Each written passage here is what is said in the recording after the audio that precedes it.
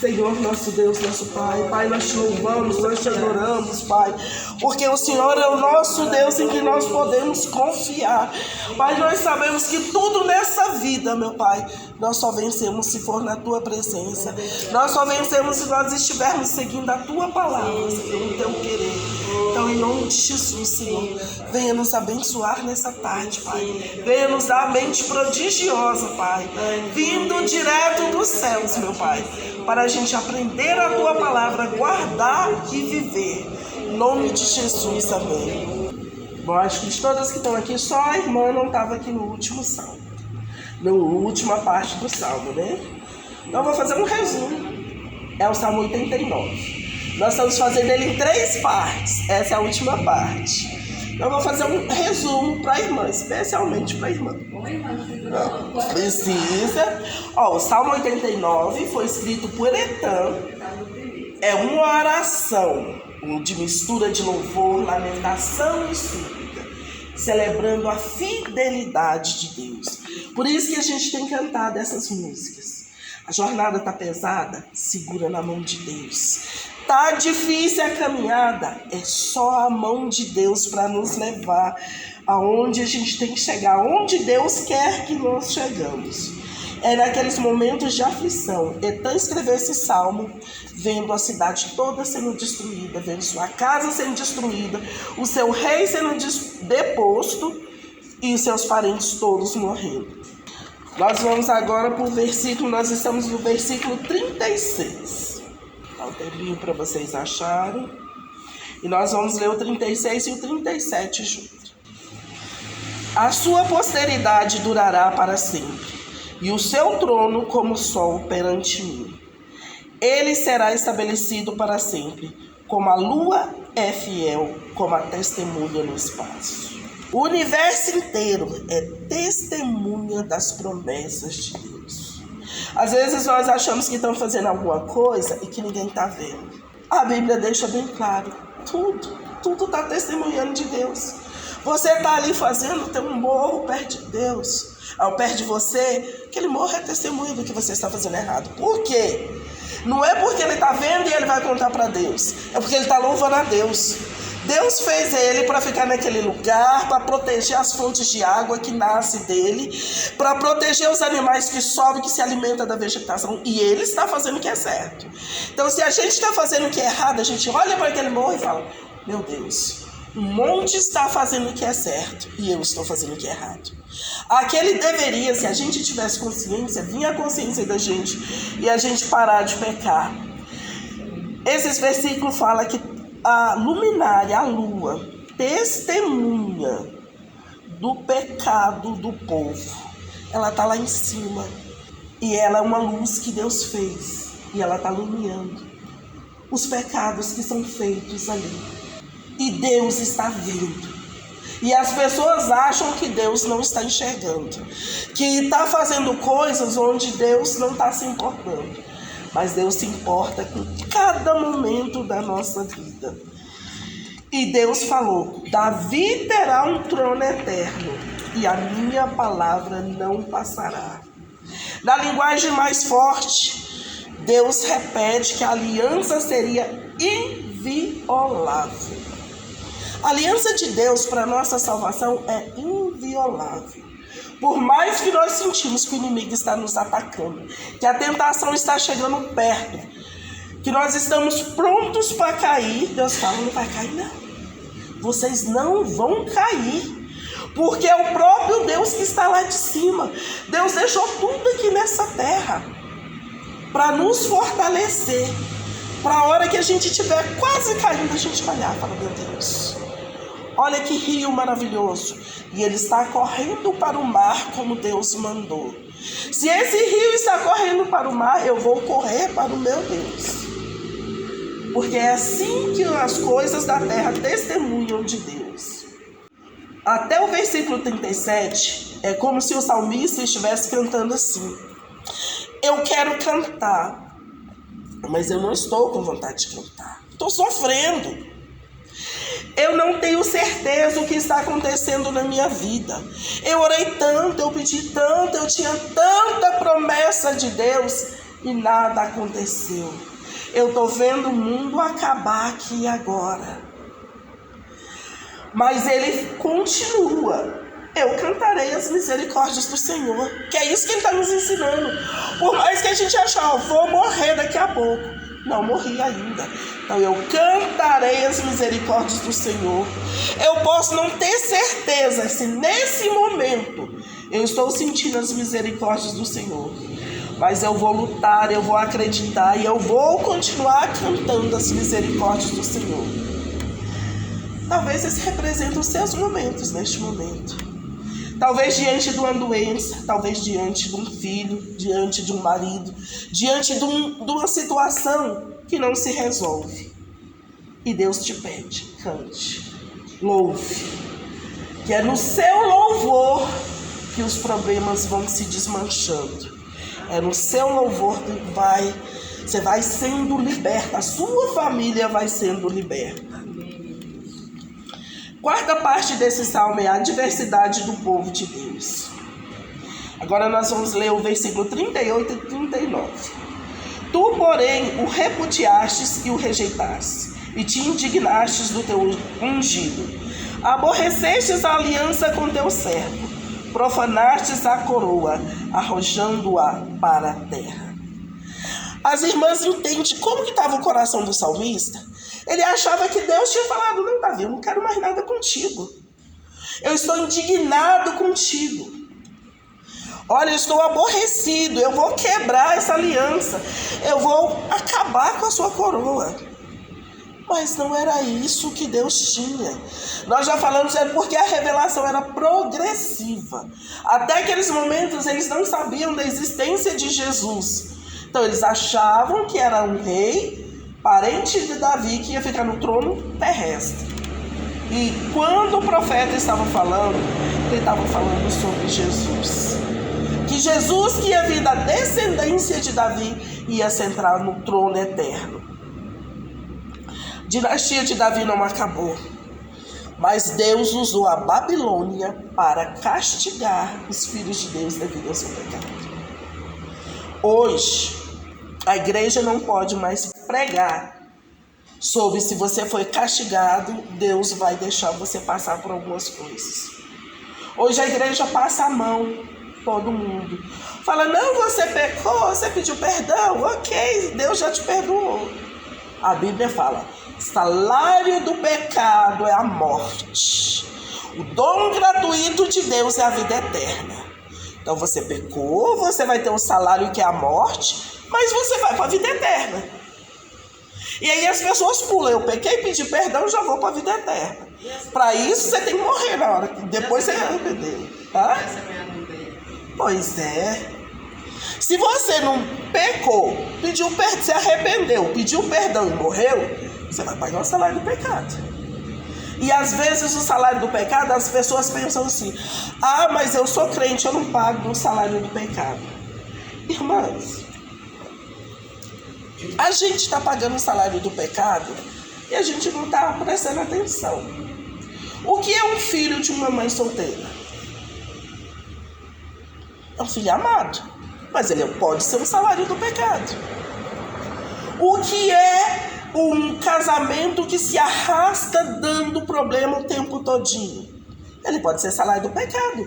Passaram a conviver junto por anos, depois se casaram, aí acham que aquele casamento formalizado ali pagou pelo pecado anterior. Não pagou. Foi perdoado. Vai te levar ao céu. Mas aquele salário, aquela desconfiança, aquela coisa ruim, vai ser muito diferente de que um casamento onde os dois se unem na presença de Deus sem ter pecado antes. E às vezes nós não compreendemos isso e acha que a Bíblia mudou. Ou então acha que Deus não está vendo mais nada. O salmista fala aqui, tu, porém, o repudiastes e o rejeitastes e te indignastes com teu ungido. Gente, Deus nunca nos repudia. Deus nunca nos rejeita. Deus nunca se indigna de nós. Deus sabe quem nós somos. Foi Ele que nos fez. Ele sabe que sem Ele nós não temos valor nenhum. Ele sabe que sem Ele nós não conseguimos dar um passo sem errar. Então não adianta pensar que a gente pegou Deus de surpresa, igual muita gente fala assim: olha, Deus não viu o que aconteceu, depois ele deu um jeitinho da história de Adão e Eva. Não, gente. Quando Deus diz haja luz, ele já diz haja cruz. Adão e Eva, ao pecar, eles não pegaram Deus de surpresa. Deus já sabia o que ia acontecer. Deus já tinha o plano de mandar um Salvador, de mandar o filho dele para salvar a humanidade. Quando Deus escolheu Israel, Deus já escolheu porque o Israel tinha um coração duro. Então Deus já sabia que Israel ia rejeitar Jesus. Os planos de Deus são tão perfeitos que nós só cumprimos os planos de Deus. E nós achamos que decidimos alguma coisa, que fazemos alguma coisa, que somos alguma coisa. Mas nós não somos nada sem Deus. Versículo 40. Arrasaste os seus muros todos, reduzistes às ruínas as suas fortificações. O salmista naquele momento estava vendo todos os muros derrubados, a cidade de Jerusalém caída, tudo destruído. Apesar da circunstância, ele não perdeu a confiança na promessa. O que ele está nos ensinando? Nós vamos ver nossa vida destruída, nós vamos ver nossa vida arrasada, nós vamos ver tudo acabado. E nós não podemos perder a nossa confiança em Deus. Agora nós vamos ler o versículo 41 e 42. Despojando-nos todos os que passam pelo caminho, e os vizinhos os escarnecem. Exaltastes a destra dos teus adversários, e destes regozijo a todos os seus inimigos. Vocês já passaram por uma situação onde vocês estão passando e algum irmão ri da cara de vocês? Vocês já passaram por uma situação que para você é grave, é muito difícil, e talvez você vai contar para uma pessoa e ela faz pouco? É sobre isso aqui que o profeta está falando. O salmista está dizendo: todo mundo que passava por fora, que não era israelita, estava rindo. Alguns ainda diziam: confiou em Deus? Olha o que te aconteceu. Os vizinhos escarneciam dele. Falavam: olha lá, a crentinha, tá vendo? Se estivesse aqui no mundo, estava melhor, mas resolveu seguir a Deus. Olha o que está acontecendo com ela. E ele pensa que Deus que exaltou os adversários, os inimigos, para ele ser mais forte do que eles. Mas Deus não exalta os nossos inimigos. São os nossos próprios pecados que nos rebaixam. E Deus permite que alguns inimigos venham, que algum sofrimento chegue na nossa vida, porque nós somos forjados pelo sofrimento. Nós não somos forjados para a alegria. Talvez no dia da alegria nós esquecemos de Deus, mas no dia do sofrimento nós chegamos bem pertinho dele. O povo aqui estava na idolatria, estava na fornicação, estava no adultério, estava fazendo casamentos fora de Israel. Deus permitiu que esse sofrimento viesse para eles acordar. Quando a gente vê uma igreja passando por sofrimento, tem muita gente em fornicação, tem muita gente em adultério, tem muita gente fazendo casamento fora da igreja e achando: não, mas eu converto ele. Ele que te converte para sair da igreja, ele que destrói a sua vida. Não porque nós somos mais fracos, mas nós somos mais entregues. E a gente é mais crédulo também. E a gente acredita em muitas mentiras do mundo. E tem muitos irmãos que, além de não ajudar, ainda atrapalha e fica jogando pedra.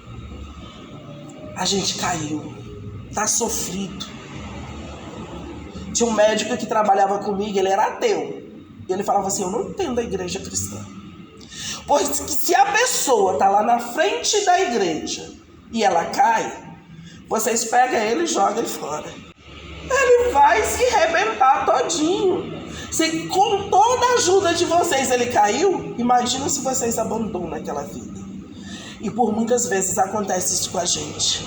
A gente cai, a gente chega na igreja e pede socorro, fala: socorro, eu caí. Os irmãos falam, então você está fora. Sendo que deveríamos ser abraçados. Deveríamos ser cuidados. Fala, irmão, você caiu, mas nunca mais você cair. Você caiu porque eu não estava do seu lado. Se eu tivesse do teu lado, você não tinha caído. Agora eu vou viver do teu lado. E agora você não vai cair. Só que nós fazemos o contrário. A gente faz um desserviço. Versículo 43. Também virastes o fio da sua espada, e não o sustentastes na batalha. As irmãs já viram espada? A espada tem um lugar onde se segura, tem um lugar onde tem um corte. E aí eles vão batendo para acabar com os inimigos. O salmista estava tão desesperado que ele achava que Deus tinha virado o corte para o lado deles. Que eles iam tocar no inimigo e o corte tocava era neles. Fogo amigo, né? Que é chamado hoje em dia do ar. Achava que eles mesmos estavam se destruindo. Na verdade estavam, mas era através do pecado. Às vezes, ou quase sempre, nós que viemos aqui para frente, a gente começa a falar. E às vezes a gente pensa assim, eu vou falar para os irmãos. E a gente vê esse fio da espada virando para nós. E aí começa a cortar aqui. E Deus começa a falar aqui. E aí, em vez da mensagem ser para a igreja, a mensagem é para o pregador. E a gente tem que estar muito atento. Porque quando a mensagem é para a gente mesmo, a gente tem que aprender. A gente tem que ser humilde. E no meio da pregação, a gente se corrigir e falar, Deus, perdão. O Senhor está falando é comigo. Eu preparei, eu estudei para a igreja, mas não era para a igreja que o Senhor queria falar. O Senhor queria falar era comigo mesmo. Muitos até falam que nós estamos sofrendo porque nós deixamos de ser filho de Deus. Quantas vezes nós já ouvimos isso? Você não é crente mais não. Mas você desviou? Desviou nem existe na Bíblia, tá? A gente que inventou. A gente fala, você desviou, irmão? Uai, fugiu da igreja? E não sabe por que a gente está passando. Não sabe o que está acontecendo no nosso interior, na nossa vida. E fica nos punindo. Agora nós vamos ler os versículos 44 e 45. Fizeste cessar o seu esplendor e deitastes por terra o teu trono. Abreviastes os dias da tua mocidade e o cobristes de ignomínia. É uma palavra difícil, né? Quando Deus se afasta do seu povo por muitos pecados, Deus se afasta nesse momento porque Deus não vive no meio de pecado. Deus nunca gostaria de ficar longe do seu povo, mas Ele não vive no lugar sujo. Até em Salmos atrás nós estudamos que Deus falou assim para o povo, olha, quando você montar um acampamento, você tem um porretinho na mão. Para quê? Para quando você fizer as suas necessidades, você abre um buraco, depois você vem com esse porrete, você tampa. Porque eu vou estar no meio do arraial e eu não aceito sujeira. E aí, se a gente pegar isso numa visão espiritual, Deus não aceita sujeira nenhuma. Deus não aceita sujeira na nossa vida. Deus não aceita sujeira na nossa casa. Deus não aceita sujeira nas nossas amizades, no nosso serviço. Deus quer que nós nos purifiquemos cada dia mais. Porque quando há sujeira, soldados de Deus simplesmente não são capazes de enfrentar mais o inimigo. Quando há sujeira, o rei é deposto e o trono é vandalizado. Quando há sujeira, todos são humilhados e cobertos de vergonha. Quando há sujeira, o vigor da juventude acaba. Quando há sujeira, não há período de prosperidade no meio do povo de Deus. No segundo versículo tem a palavra ignomínia. Significa grande desonra infligida por um julgamento público. Não é aquela vergonha que a gente passa escondidinho, não. Deus vai permitir uma vergonha pública. Isso é bíblico? É. Está escrito lá na Bíblia, não tem nada que seja feito escondido que não vai aparecer ao sol do meio-dia. E por muitas vezes nós vemos muitos escândalos na igreja de Deus, porque as pessoas acham que estão fazendo e que ninguém está vendo. E às vezes o escândalo é tão grande que destrói algumas igrejas. Mas Deus não é o altar de Deus, a casa de Deus, a palavra de Deus não é lugar para se esconder sujeira. E Deus permite que ela apareça assim. Aí nós vamos para a quinta parte do Salmo. A atitude do povo de Deus. Como o povo de Deus tem que agir diante do sofrimento. Vamos ler o versículo 46 e 47. Até quando, Senhor, esconder-te-ás para sempre? Arderá a tua ira como fogo? Lembra-te de como é breve a minha existência, pois criarias em vão todos os filhos dos homens? As irmãs percebem aqui, ele está sendo ousado agora. Ele está falando de Deus assim, Deus, até quando vai durar esse sofrimento? Até quando o Senhor vai ficar escondido? Nós pecamos sim, mas nós nos arrependemos. A tua ira vai durar para sempre? Lembra, a nossa vida é breve. A Bíblia fala que a nossa vida é 70 anos. Mais do que isso é sofrimento, é enfado. Para que o Senhor criaria os filhos dos homens? Mas o salmista está pedindo a Deus, ele está ousando, porque ele já se arrependeu, ele já conversou com Deus, ele já louvou a Deus, ele já está num momento de intimidade. Deus ama a intimidade com os filhos dele. E no momento de intimidade nós temos direito sim, chegar para Deus e falar, Deus, eu estou sofrendo. Senhor, até quando esse sofrimento vai durar? Senhor, olha para mim. Me ouve, Senhor, muda a minha vida. Isso é súplica. Porque nós temos a oração, mas nós temos a súplica, que ela é mais enfatizada, ela é mais forte. É para um momento mais grave. Ele pedia por uma intervenção rápida. Senhor, morreu quase todo mundo. Tem eu aqui, o inimigo está chegando, eles vão matar também. Então aquilo era urgente. O caos estava tomando conta da vida dele. Por muitas vezes, quando o caos está tomando conta da nossa vida, o que a gente faz? Irmãos, eu trabalhei no hospital. Eu via quando o caos tomava a vida de muitos crentes, sabe o que eles faziam? Gritava, pulava, xingava o médico, xingava todo mundo. O que isso ia resolver? Ah, mas vocês passaram na minha frente. Minha senhora, um estava sangrando, não quero saber, era a minha vez. Aí eu falava assim, você é crente. Crente deveria estar agora orando, falando, Deus, que o médico tenha força, atenda aquele rapidinho e volta para me atender. Dá força para aquele médico, se ele não almoçou, deixa ele ficar com fome mais um pouquinho para ele ter coragem de me atender. Você pode orar até assim, que Deus vai resolver. Agora fazer escândalo. Irmãos aqui da igreja já saíram de dentro do hospital que eu trabalhava, com a polícia. Eu ficava com muita vergonha, mas muita vergonha. Ele é crente assim, tu me crente. Pois é isso que vocês aprendem lá? Eu acho que não. Porque é muito feio. Porque a gente fica aqui na igreja cantando, eu confio no Senhor, eu confio em Deus, eu confio. Mas no primeiro problema a gente desespera. É Deus que é meu salvador, é Deus que me liberta, eu posso morrer com Jesus a qualquer momento. Para que Jesus fale, então vem, não vou nada, Deus. Quero viver mais um pouquinho. Às vezes Deus não está nem querendo te levar. Às vezes Deus está querendo te testar. Para saber se você está pronto, se as palavras que saem da tua boca. Para a gente prestar mais atenção no que canta. Porque às vezes a gente está cantando, eu quero ir, eu quero ir, eu quero ir. Deus fala, vem. Quer não, Deus. A gente não tem que cantar qualquer coisa. A gente não tem que ficar repetindo qualquer coisa. Não é qualquer coisa que chega alguém e fala assim, repete comigo, isso, assim, assim. A gente repete. A gente sabe nem o que a gente está trazendo para a nossa vida. Não que seja errado o que ele está fazendo, mas não é o que a gente quer.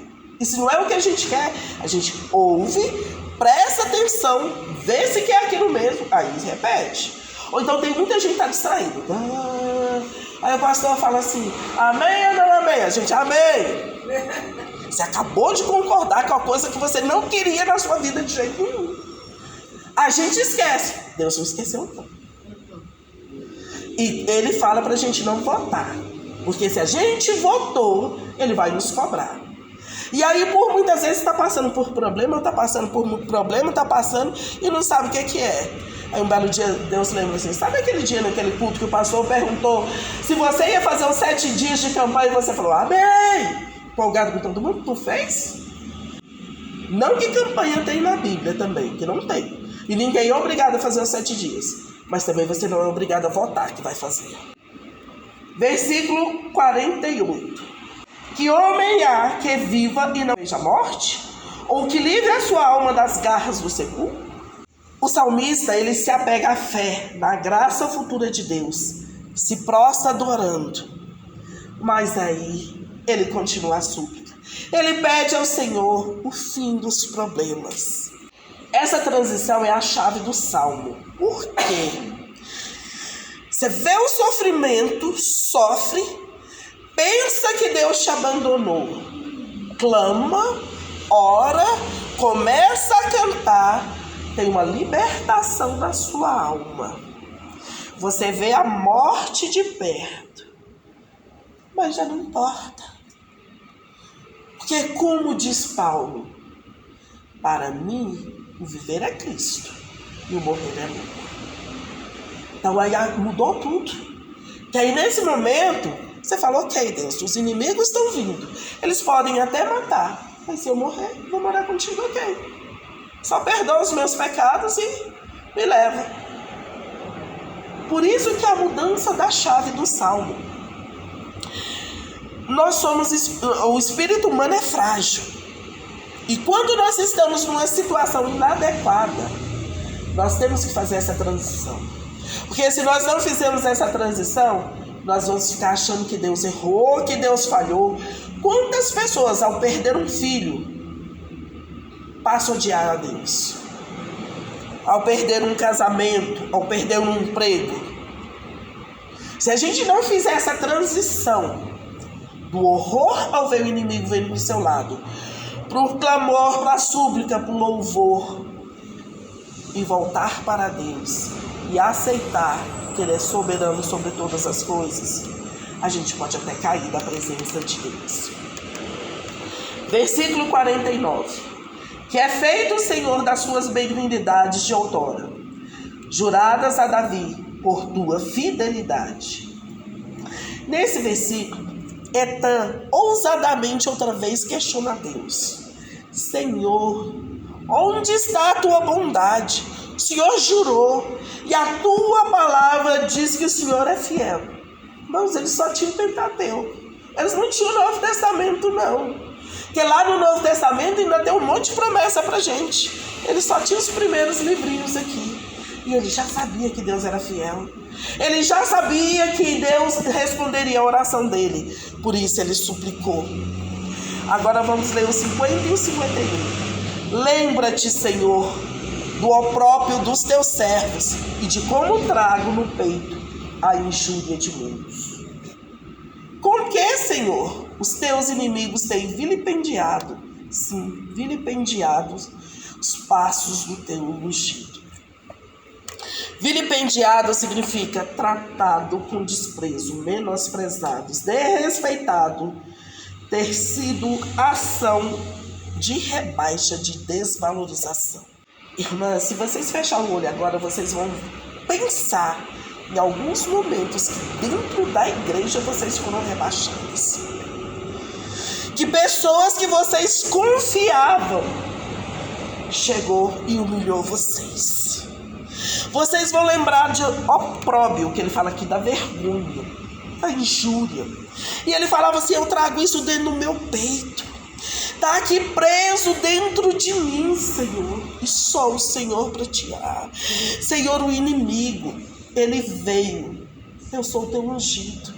E ele veio e me afrontou. Ele tentou arrancar a minha fé. Ele tentou arrancar a minha vontade de estar na tua presença. E isso é uma oração maravilhosa. Por quê? Porque quando você faz essa oração, Deus vem e te abraça. Deus te pega com uma força tão grande que não te solta mais, porque você rasgou o seu coração perante Deus. Porque tem muita gente que acha que ficar de meias palavras, Senhor, tu é bendita, é amada, é isso. Resolve, não resolve. Deus quer que você conte tudo que te aconteceu. Tudo que está te prendendo longe da presença dele. Senhor, eu estou longe. Eu estou afastado. Mas eu estou afastado por causa disso. E me disseram que fizeram isso porque está na tua palavra. Eu não achei, eu li e não achei. Mas se tiver, me revela, Senhor. E se não tiver, revela para outra pessoa. Porque eu tenho que me consertar com ela.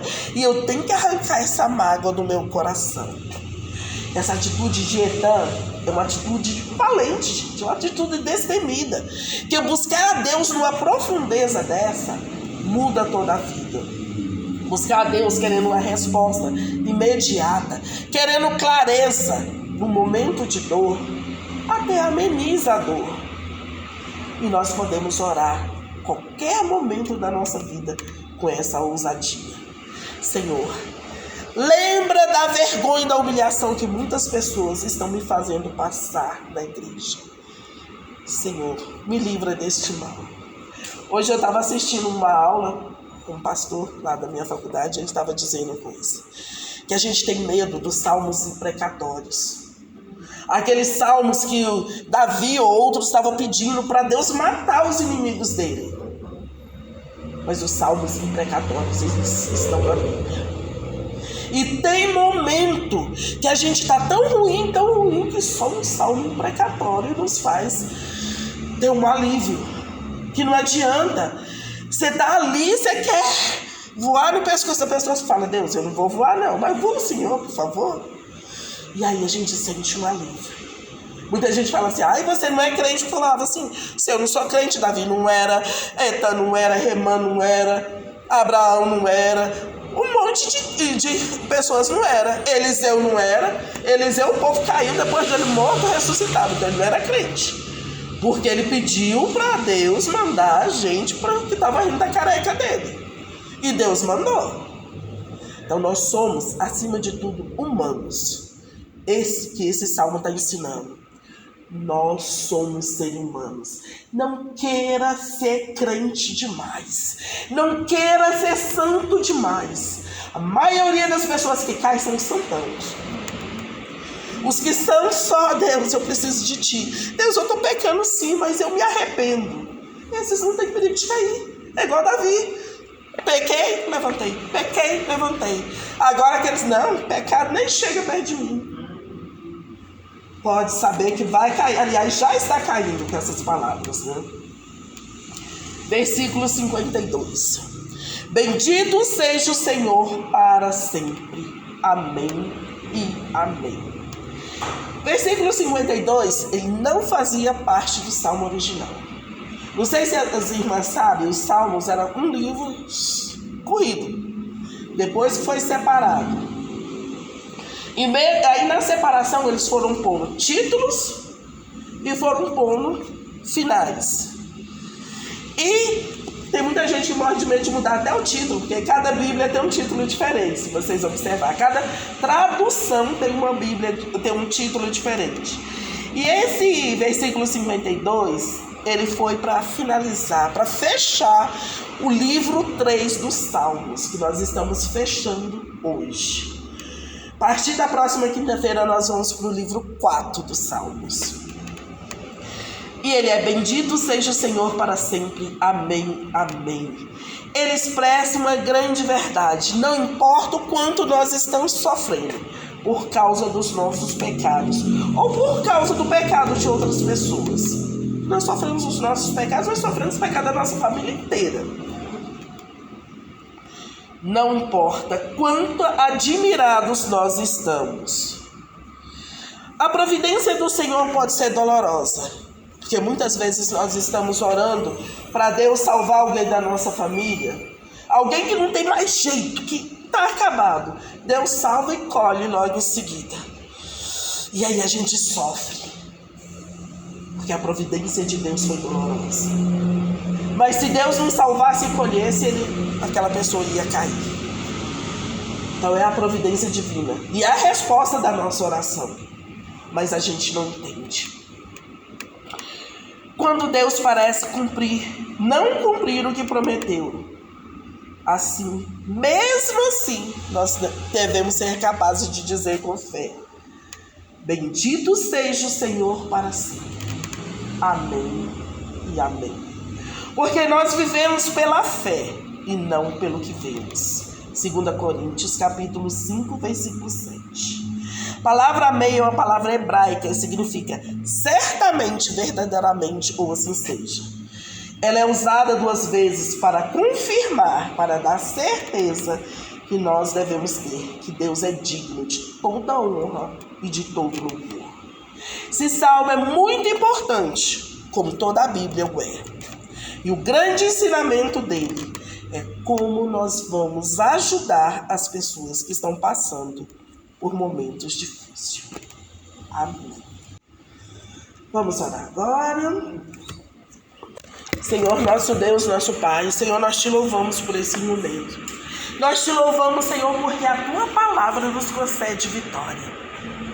Senhor, nós te louvamos, Senhor, porque nós sabemos que o teu Santo Espírito está aqui nessa tarde. Porque a tua palavra diz que onde estiver 2 ou 3 em teu nome, ali o Senhor estaria.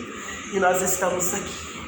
Nós estamos aqui em número de 5, meu Pai, com a certeza que o Senhor está aqui conosco, que o Senhor está lavando o nosso coração, a nossa mente, meu Pai. Os nossos pensamentos são teus, meu Pai, as nossas emoções são tuas.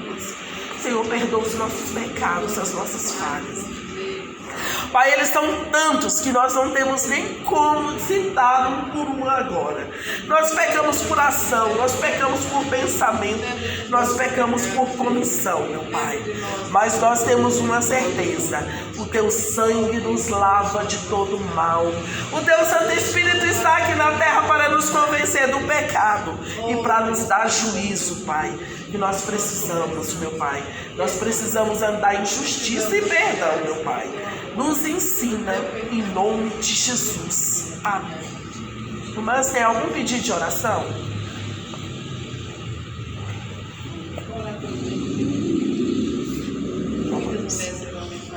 Em nome de Jesus. Senhor, nosso Deus, nosso Pai, nós colocamos o dia com Deus nas tuas mãos. Pai, nós necessitamos receber de Ti, Pai. Nós necessitamos ter nossa vida renovada a cada momento. Nós oramos por cada pregador que vai vir aqui, por cada pessoa que vai ministrar no louvor, por cada pessoa que vai fazer qualquer coisa, meu Pai. Qualquer coisa que seja feita aqui nesse dia, seja para a Tua honra, glória e louvor. Que o Teu nome seja glorificado. Meu Pai, não deixa que nenhum acidente aconteça. Não deixa nenhum mal ocorra neste lugar. Mas que nós possamos ser revestidos pelo Teu poder. Sair daqui cheios da Tua graça, da Tua unção. Que Teu Santo Espírito possa estar trabalhando. E que principalmente, que alma se chegue a Teus pés, meu Pai. Que joelhos se dobram dizendo que o Senhor é o único e suficiente Salvador da vida deles. Pai, neste momento nós oramos por esses nomes, meu Pai, que nós colocamos nessa caderneta. Pai, nós entregamos nas Tuas mãos e Te pedimos a Tua graça, Te pedimos a Tua misericórdia, Te pedimos cura, salvação, libertação. Pai, vai de encontro, Pai. Vai trabalhando em cada vida. Pai, tem pessoas aqui que o mundo inteiro diz que é impossível. Mas o Senhor é o nosso Deus do impossível. O Senhor é a nossa graça. O Senhor, por isso que nós depositamos no Teu altar, para o Senhor cuidar. Em nome de Jesus. Amém, Jesus. Pai, obrigada por esses momentos. Obrigado pela Tua palavra. Obrigado pelo cuidar de cada um. Obrigada pela saúde de cada irmã aqui, Senhor. E obrigada, Senhor, pela saúde das irmãs que vão estar aqui no sábado. Pai, vai reforçando. Não deixe o inimigo tocar na vida de ninguém, meu Pai. Nós repreendemos o maligno. Em nome de Jesus. Que a Tua santa mão esteja protegida protegendo, guardando os seus servos. Pai, nós colocamos a igreja de Nova Vida de Ceilândia nas tuas mãos. Nós colocamos os pastores de Nova Vida de Ceilândia nas tuas mãos. Que a tua unção esteja em cada membro dessa igreja, com cada pastor, meu Pai. Em nome de Jesus. Amém. E a vitória é nossa pelo sangue de Jesus. A vitória é nossa pelo sangue de Jesus. A vitória é nossa pelo sangue de Jesus. E a vitória é nossa pelo sangue de Jesus. Amém, Jesus.